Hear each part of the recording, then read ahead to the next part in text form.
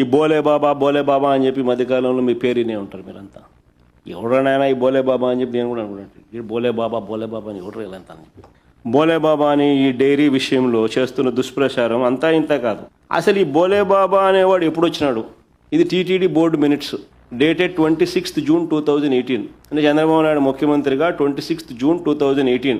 ఇక్కడ as per procedure in Vogue the technical team has inspected the plans MS Harsh Fresh Dairy Products Private Limited Uttarakhand and MS Farmgate Agro Milch Private Limited New Delhi on 27/5/2018 and 28/5/2018 respectively and submitted the reports duly stating that both the dairies MS Farmgate Agro Milch Private Limited New Delhi and MS Harsh Fresh Dairy Products Private Limited Uttarakhand were qualified technically.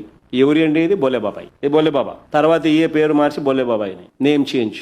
Harsh fresh dairy products private limited was the former name of Bole Baba organic dairy milk private limited. The same was deemed technically qualified to supply milk by the TTD during May 2018. ఇది నిజంగా గమ్మత్తైన విషయమే కదా.